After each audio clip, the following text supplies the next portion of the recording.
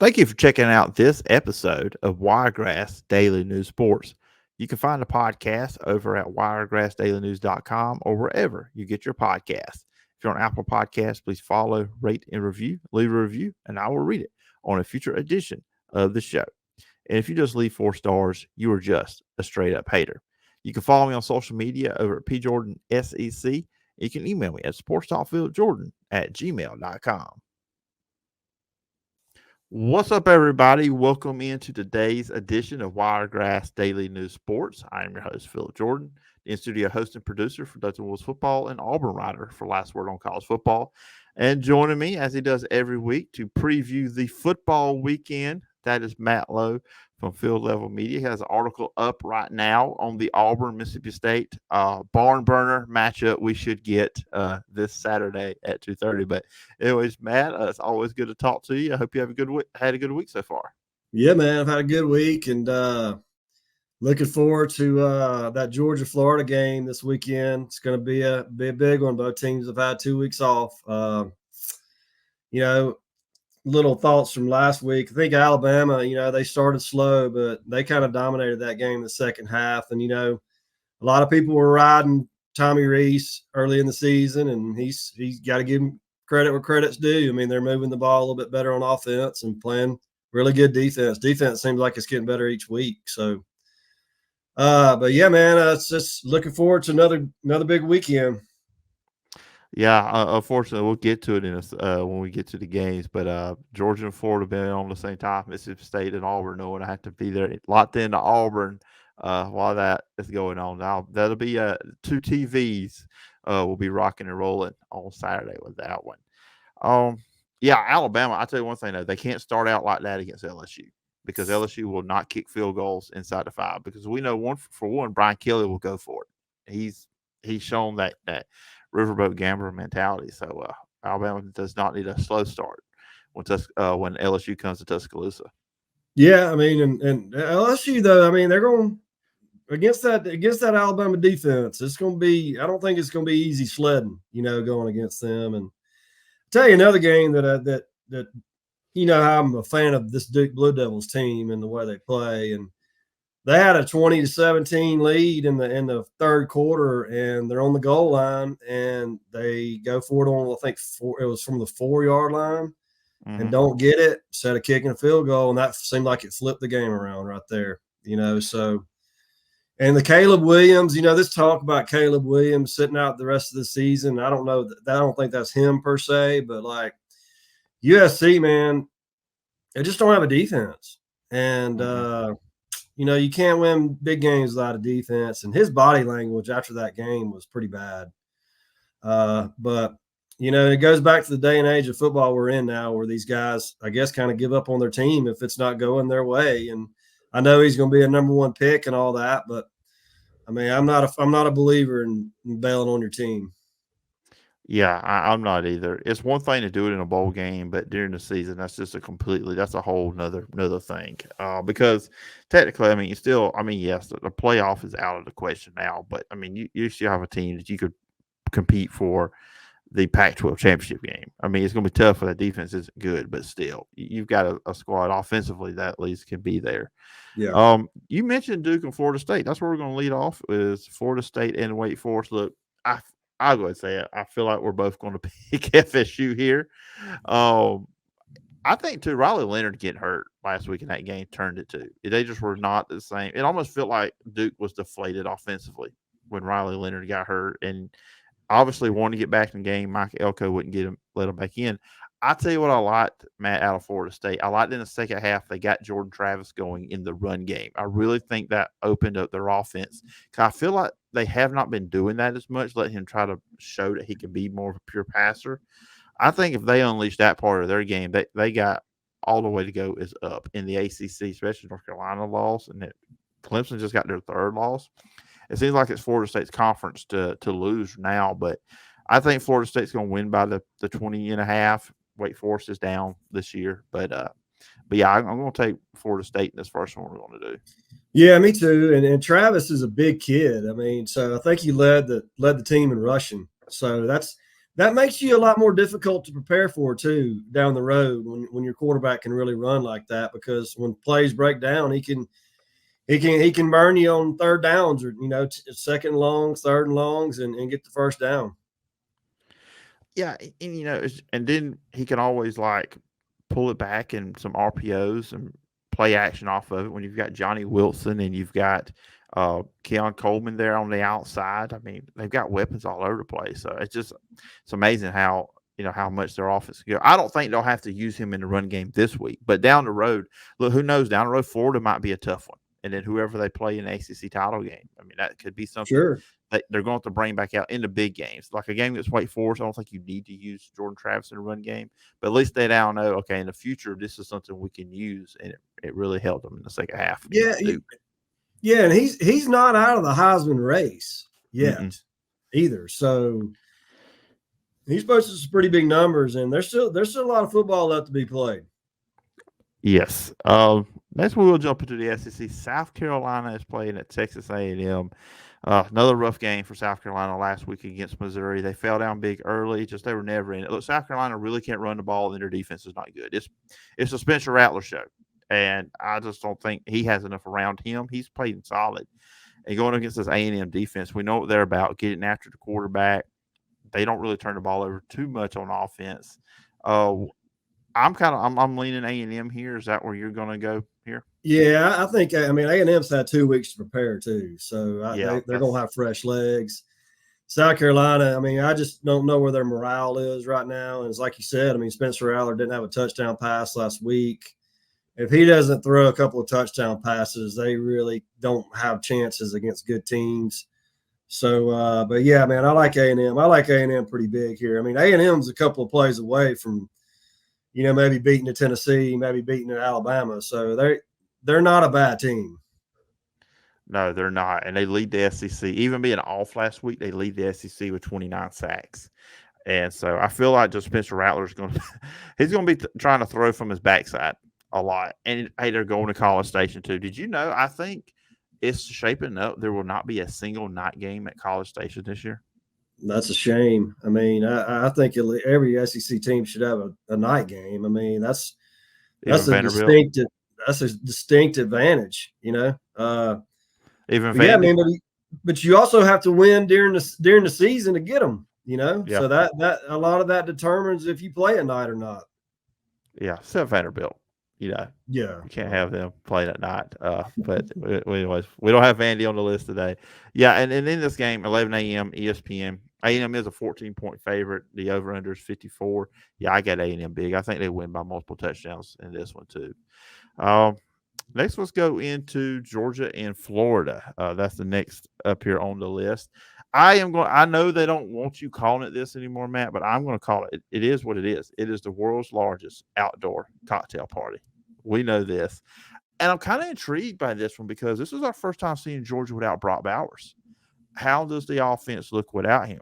What are they going to do? Because I'll tell you what, you've heard me, I was down on Graham Mertz to start the season. He's played really well. He's a top 5 SEC passer. They've got a good run game. They're one of the better defenses in the SEC. I still look back what they did to Tennessee in the run game. Perhaps maybe they can do that against Georgia a little bit, get on the outside. They've got playmakers, Ricky Pearsall. What's going to go there? Where you lean? I'll let you go first on this one. Also, and I keep forgetting, I'm off track here. Georgia's a 14.5-point favorite in this one with the over/under at 47. I think that's a big line for this game. Both of them have had 2 weeks to prepare. You take away a generational talent in Bowers. I think probably – I know Oscar Delp, he's the true freshman tight end. He's a really good player, but he's not Brock Bowers. So I would expect – I think Ladd McConkey's finally healthy. He's been dealing with back issues most of the season, and Ra Thomas is another guy. I expect them to use their receivers a little bit more. I also expect them to use their backs out of the backfield a little bit more. But, you mentioned Pearsall. I think he's one of the better receivers in America that nobody knows about, really. And Montrell Johnson there and Trevor Etienne, that's a good running back duo. I do think, like you mentioned, I think Florida probably needs to study the Auburn tape and look where they can maybe attack Georgia on the perimeter and not up the middle.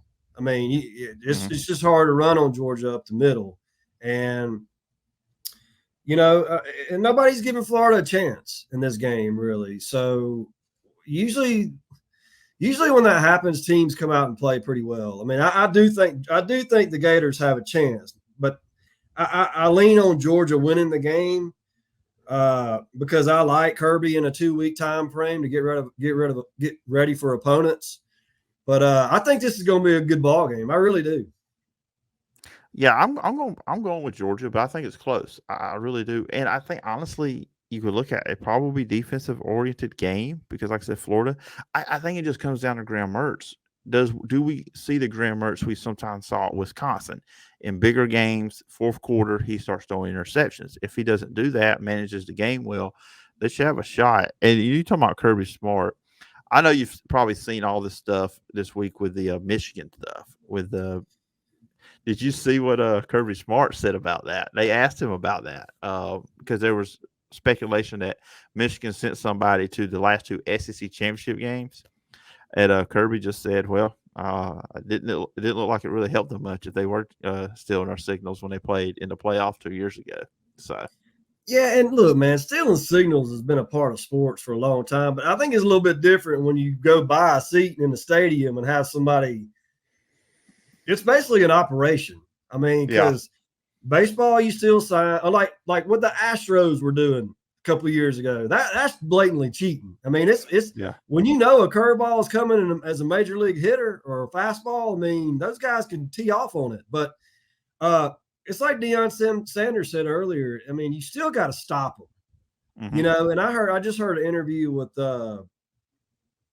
Steve Spurrier with Paul Feinbaum, and he was talking about. He goes, we have 4 or 5 GAs, or now you call it on-field assistants or whatever, in the box on eyeing their sidelines to pick up on what a team. And he said, I can't remember who they were playing, and they saw the sign for a quarter's defense was no free safety, and they threw a touchdown pass. I mean, that to me, that's gamesmanship. But if you're running an operation to go buy tickets and as your opponent's down the road and you're filming the whole game, that's a little bit different, in my opinion.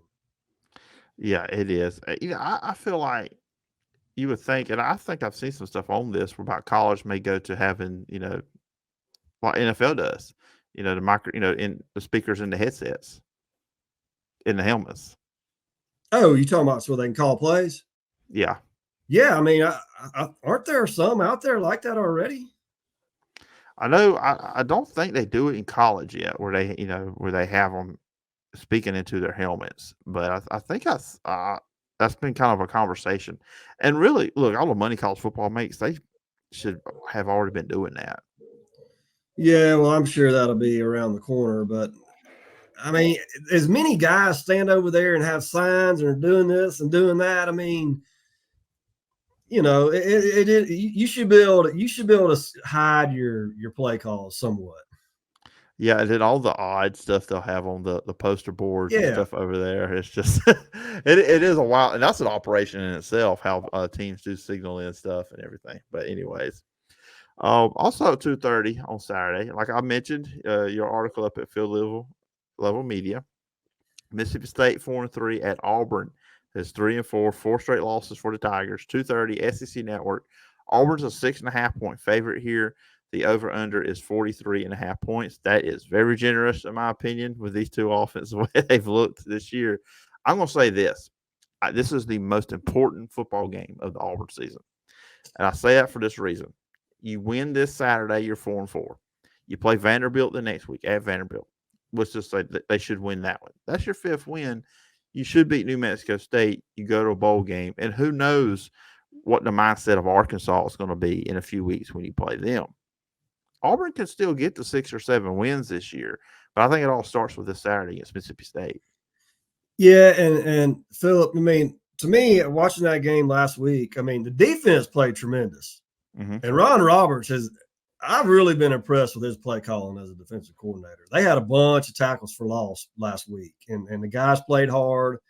I think the frustrating thing for me watching that game a little bit was, first of all, the rotating the quarterbacks.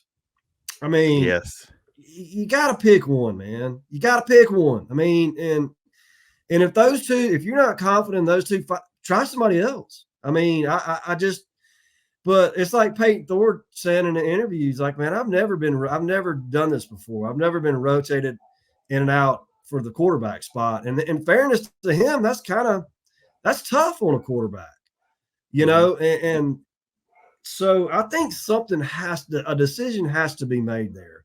And I also didn't understand early in the game, Auburn went for it on 4th and 1 in their own territory, and it led to Ole Miss touchdown. Look, man, I'm all for being aggressive, especially on 4th and 1s. But when you're in the first quarter, punt the ball. You're at home. It's at night. Look, we know how hard that place is to win in at night, you know. So I just didn't know. And then in the third quarter, when you're about the 50-yard line and you're at a tie ball game and it's 4th and 1, you punt it.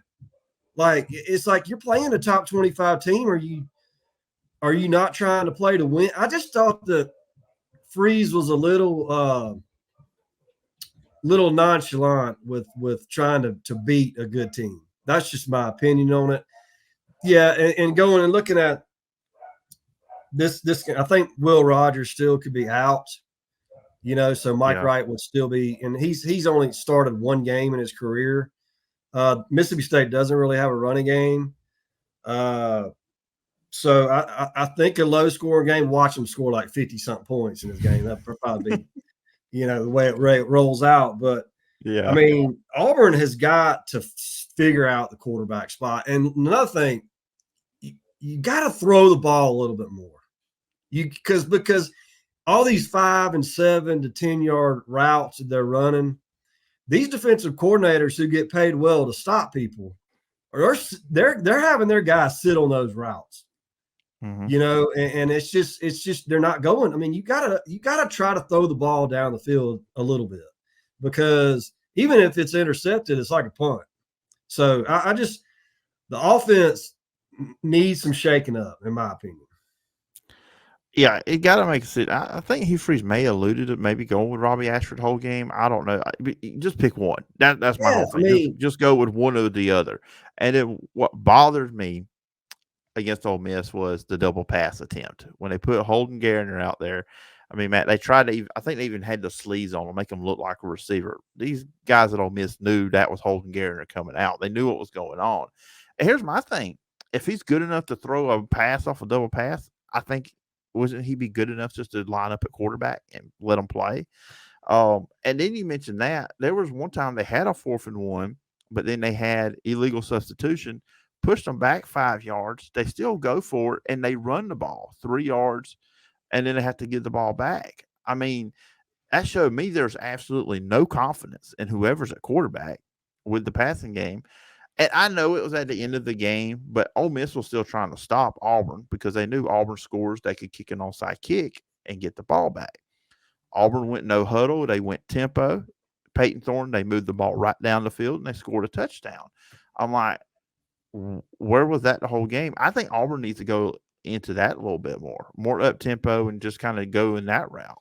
Well, and look, man, you got nothing to lose. You're 0-3 in the league. You got a good team. You're right there toe for toe with. Be aggressive, man. You know, I mean, I just, and they threw the ball to Fairweather about 3 or 4 times there at the end of the game, and the guy he palmed the ball over the goal line. Like, I mean, I just don't. It just seemed to me like Auburn tried to play to lose that game, and I might be wrong by saying that, but you have nothing to lose right now. Be aggressive. I mean, nobody's really expecting the team to do anything this year. I mean, so lay it all out there, man. The hell, the defense laid it out there. I tell you that right now. Then they played great. So, but my prediction on this game, I mean, I think Auburn's going to win. But, I mean, they're at home. I think they're a better team than Mississippi State, especially if Mike Wright plays. But something's got to change on offense. I mean, again, if your guy throws interceptions, I mean, let him throw the ball. Let him throw the ball, and they're not going to get any better not throwing the ball. Yeah, yeah, and I'm going to go to Auburn too. I think they're going to win I think it'll be win by 10. I'm going to call it Auburn wins by 10 in this one. Like you said, if Mike Wright plays, I had the stats right here. He was 8 of 12 last week, 85 yards, 1 touchdown. He rushed for 60. He was their leading rusher on the ground. And so, look, if that's the kind of production, that looks like Auburn production, the way it's kind of been the quarterbacks with them. But Yeah, and yeah, you mentioned that quarterback pass. I heard the guy yelling on the TV. Go quarterback pass, quarterback pass. I mean, they knew it was coming. yeah, they knew it was coming. And like, another thing I had a problem with that was you were driving the ball. It was You were tied moving the ball. 14. It was Yeah. still tied at 14. There's no. Yeah. I would get it if you did something like that when you were down 28-14. Then you have to just do maybe something desperate or just try something that's going to work. You're right. You're driving the ball. You've got a kicker that's got a leg on them. Mm-hmm. Just get in range for him, and you could go up. You could have taken the lead there too. That was another thing. Then you end up going, was it 3rd and 19, 3rd and long, and you run the ball. Jarquez Hunter got a few yards. So I mean, it was just that was a big mistake by Hugh Freeze. Here's the thing with me on trick plays. I think trick plays are good when you're ahead in a game, when you're controlling things, when you're running the ball, you're moving the ball. To me, trick plays are tricky when you're in a tight game. And like, I remember when Harsin ran the double reverse pass against LSU last year and threw it right to the defender. I mean, and you're on the goal line. You had 1st and goal on the goal line. I mean, and I don't know. I just think trick plays are good when you're ahead in a football game. That's just my opinion. Yeah, I agree with you. Let's move on to Tennessee at Kentucky, a pair of 5-2 teams. 6 o'clock ESPN. Tennessee's a 4-point favorite in this one. The over/under is 51.5. I thought Tennessee was going to get Alabama. The way that game was going last week, I thought for sure, okay, but 13-0, you're kind of like, okay, Alabama's just a score away from me back in it. Tennessee should have been at 21-0 instead of 13-0. But Alabama came out. Look, Joe Milton's a quarterback. He's got the physical tools, but it's just not the same team as it was with Hendon Hooker. But on the other side, I look at Kentucky. Devin Leary hasn't impressed. He's been inconsistent. I think that the over/under 51.5. Man, I wouldn't be surprised. This is a defensive game. Be honest with you, because I don't know what these two quarterbacks are going to do. Well, Kentucky's defense hasn't really played that great here recently. And I remember I mentioned to you last week that I thought Tennessee should have ran Milton more. They had the zone read open several times against Texas A&M, and he just handed the ball off. So I think that guy needs to run the ball more. But I will say this: Tennessee's defense is pretty good. Mm-hmm. I mean, they can get after you, and so I like them to go. What's that line again? Tennessee is favored by 4. I like them to go in there and get a 7 to 10 point win.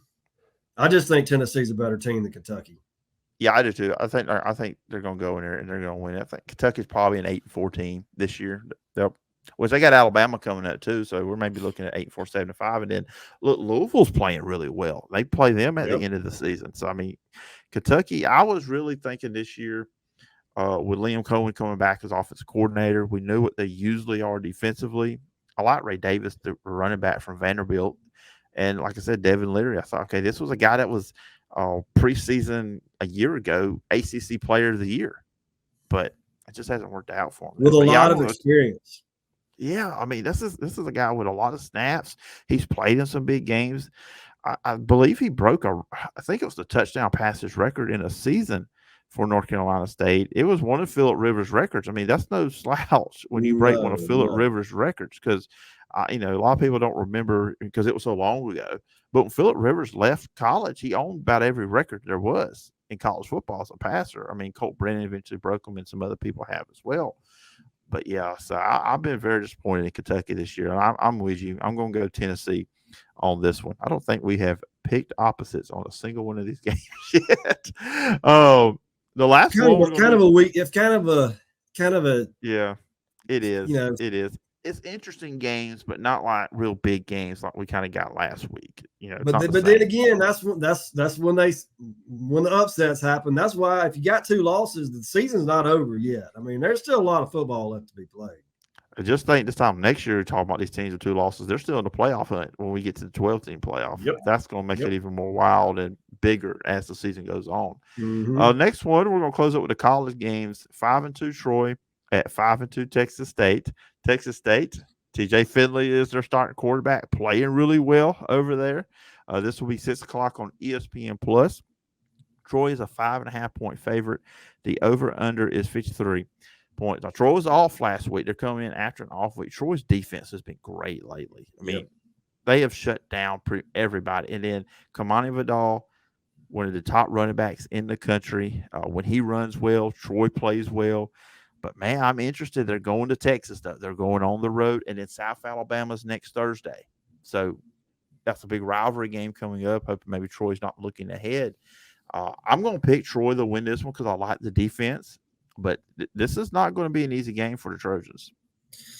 No, and Texas State could score. I mean, and Ismail Mahdi, their running back, he's a good player. Joey Hobart there's a good receiver. But I will say this, man. I mean, Troy's secondary is really good. Mm-hmm. Reddy Stewart's a good player. I mean, they've always had a good secondary. It seems like. I mean, yeah, for the longest time, first place on the line in the Sun Belt West with this game. I hate not disagreeing with you on anything, but I mean, right now I can't go against Troy the way they're playing on defense. I mean, they're on a roll right now. I mean, they're beating people pretty good. Yeah, and I mean they're the best defense in the Sun Belt too right now. I mean teams are only averaging 17.4, but that's got the non-conference in there. Teams are only getting 282 yards a game against them. The only conference game they lost was against James Madison, which that's the best team in the Sun Belt, but they can't even play for the title. And that's another thing with this game too as well. You got to keep winning because you want to get that conference championship game at home. And that's kind of what Troy's looking to do for his back-to-back years too as well. So it should be interesting. Like I said, then that next Thursday, the battle of the belt between Troy and South Alabama. So that's just a tough 2-week stretch for Troy too. Two big games. And Phillip, they gave up 30 points to Stephen F. Austin and then 42 to Kansas State. But after that, I mean, Western Kentucky put 24 on them, but James Madison scored only 15. Georgia State scored 7. Arkansas State 3. Army 0. So that's a pretty strong little run right there. Oh yeah. So we both got maybe these. We got about 4 NFL games we're gonna pick real quickly as we get out of here. But let's start off with those. And we're gonna start off with the Falcons at the Titans. And look, the Falcons should win this game. Look, it's the NFL. Anything can any given Sunday. Oh, yeah. It looks like all signs are pointing to that Will Levis is going to start this game for Tennessee. So his first career start. I mean, it is in Tennessee, and they're 2-4. It really feels like the Titans are kind of like just selling everything off. There are rumors about Derrick Henry being on the trademark. Other players there, some veterans. You got to like the Falcons here, but the turnovers, man, they last week. In that win against Tampa, they should have beat Tampa by more than they did. Oh yeah, but the turnovers, Desmond Ridder, their turnovers. I think we should have looked at the over/under on Desmond Ridder turnovers in the game, but the over/under in this game is 36 points. So Vegas is not about right. I mean, about every game Atlanta plays, it's about 20-17, something like that. 16-13. But I mean, Atlanta's last week. You said that last week. Yeah, I mean, I've been watching them for 2 years of every game. So I mean, it's Bijan Robinson. He's going to play. He last Sunday before the game, he wasn't feeling good. Someone right there. He's going to play. Cordarrelle Patterson's back in action, playing well. Atlanta's got the number 3 total defense in the NFL, and I think they're 8th in rushing defense. So. I mean, I know Tennessee, they'd like to run the ball with Henry, but this defense that Atlanta has is made to stop the run. And it's like you said, Phillip, I mean, Ridder, which, look, this will be his 11th start, 12th start, something like that. he's really coming on as a passer. He looks like Mhm. he's getting more comfortable. But he threw 3 interceptions in the loss to Washington. One was on the goal line. Had 3 fumbles in the red zone against Tampa Bay. One on the goal line and one crossing the goal line. So you take if Atlanta can punch those plays in right there, they win comfortably. Mhm. And I think this Atlanta team's good. They just got to clean that stuff up. And when they clean it up and get a little bit more when Ritter gets a little bit more confidence, they're going to be a tough team to deal with. So I like Yeah. Atlanta here too. Yeah, I like the Falcons on this. It's just because the Titans in their situation too. I mean, well, you can't Yeah, expect a lot out of Will Levis in this one, they and you just got to see traded what he's their Pro got. Bowl. They just traded their Pro Bowl safety Kevin Byard, and he's the glue to their team on defense. Yeah, I don't. Sure enough, watch the Titans win. That's the way the NFL goes. But I think Atlanta's just a better team than they are. Yeah, I do too. That's going to go into the next NFL game, which we're only doing 4 of these. The Southeast teams. The Patriots will be at the Dolphins. This is the second time these two teams have played. It was close last time. And how about the Patriots beating the Buffalo Bills last week? Everybody talking about Bill Belichick can't do it anymore. Mac Jones, what's his future? Mac Jones had a solid game against Buffalo last week. He was 25 of 30 for 272, two touchdowns, 0 interceptions. So he played really well. Dolphins coming off that loss to the Eagles, where I don't even feel like that game was as close as it was. 31 No. 17. It wasn't even that close. The Dolphins really only had one good drive the whole game. The other two scores, they kind of got helped out in that department. So I'm going to pick this one first. As all I just said about the Dolphins, I think Dolphins are going to win. I think they're a better team. They're going to bounce back, and the Dolphins beat teams with losing records. The winning record teams is the ones they have the issues with. But I like the Dolphins. Yeah, here's the thing about the Pats. So that everybody wants to blame Mac Jones, but they don't have an elite number one guy receiver, and their offensive line isn't that good. I mean, that guy's Mm-mm. got pounded and pounded and pounded. I mean, and I thought New England would be more of a team that really relied on running the football and play action passing this year, but their offensive line just hadn't got it done. Look, Tyreek Hill might not play. Raheem Mostert's got an ankle injury. Jalen Waddle's got a back injury. I think he's going to play. Their offensive line's banged up.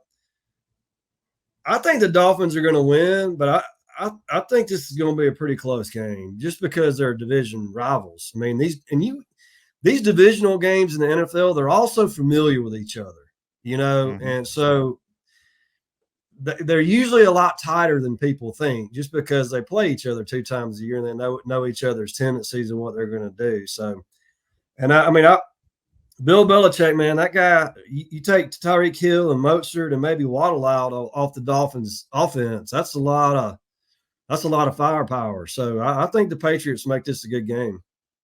Yeah, last time they played, it was 24-17 in week 2 when they went to New England. So probably expect the same thing here. Like I said, division matchups, these teams always just know what the other's doing.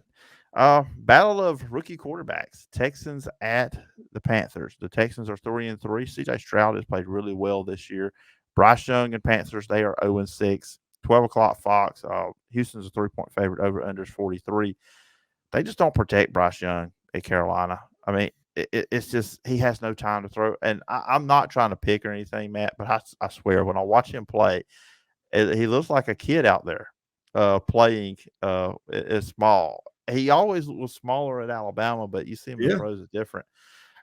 You got to like Houston, right? I mean, the way they're playing, they were close to beating Atlanta a few weeks ago. Stroud's playing well, but also you got to figure at some point Carolina's going to get a win. Yeah, and I think it's here because Carolina's got a good defense, and that's always a tough place to play. So I'm gonna roll with the Panthers here to pull an upset. But I think this is gonna be a pretty good game. I will say this: D'Amico Ryans has the Texans. They play hard, man. And Henry To'oTo'o, I think he's leads the defense in tackles. So which I mean, if you'd have told me that before the season that To'oTo'o would have led the Texans in tackles, I probably wouldn't have said. But I mean, he's really become a player for them, and they got a lot of good young players. Mm-hmm. But I'm gonna roll Yeah, with the Panthers. I think they pull an upset. All right, I'm going to stay with Houston. So this is our one tiebreaker for the week, I guess, the way it's looking. And, I think a lot of Alabama fans forget because he was, pre-Saban, D'Amico Ryans, former Alabama linebacker. Yeah. I mean, why not get Alabama players? Yeah, yeah. I just think a lot of it, some Alabama fans are just like only know the Saban era players, but D'Amico, one Yeah. of the better ones they had there. The last one, 3-4 Saints at the 3-4 Colts. And this is on Fox wherever if you can get it. It's 12 o'clock Fox. The Colts are a 1-point favorite in this one. The over under is 43.5.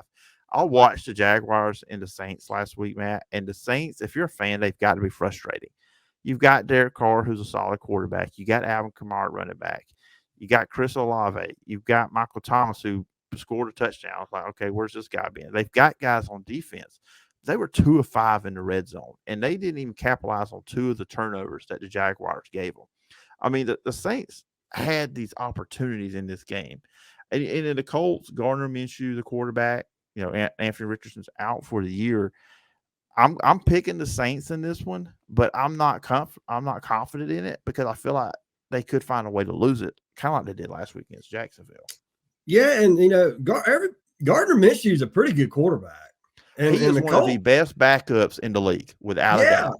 Yeah, I mean, every time that guy comes in and enrolls somewhere, he does well. I mean, he plays. He's got. I don't know if he still has a stash or not, but that's what I remember him having, the stash and the headband and all that. But the Colts are a good young team, and they got a lot of explosive pieces on offense. And they got robbed in that game last week against the Browns on a couple of bad pass interference calls. The guy threw one in the stands. He called pass interference. But I'm gonna roll the Colts here. I think they've scored 20 points in every game they played. So yeah, and I'm like you with New Orleans. What is wrong with their offense, dude? You got good players. You got a good line. I mean, you got. If I was, I think there's going to be points scored in this game, but I'm gonna roll the Colts.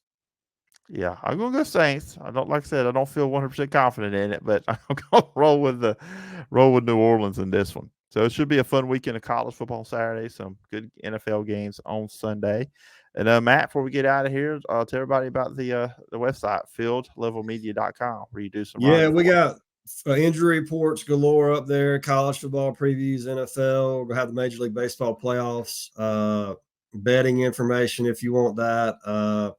But yeah, I got my Auburn preview in Mississippi State up there. The Falcons will be up tomorrow. So yeah, go check it out. phillevelmedia.com. All right, sounds good, Matt. I appreciate it always. You doing this every week, and I look forward to next week. Yeah, buddy, appreciate it. All right, remember you can follow me on social media at PJordanSEC. The podcast available on all your favorite podcast platforms, Apple Podcasts. And if you're on Apple Podcasts, please follow, rate, and review. Leave a review, and I'll read it on a future edition of the show. And if you leave just 4 stars, you're just a straight-up hater. You can also check out the show over at wiregrassdailynews.com. You can email me at sportstalkphilipjordan@gmail.com and check out all my written work over at Last Word on college football. Make sure to check out the Jed Kennedy Coaches Show every week, Thursdays at 8 o'clock. You can check out the podcast on this feed as well. Hope everybody has a great weekend. A lot of good football to see. High school football Friday night with Dothan and Opelika.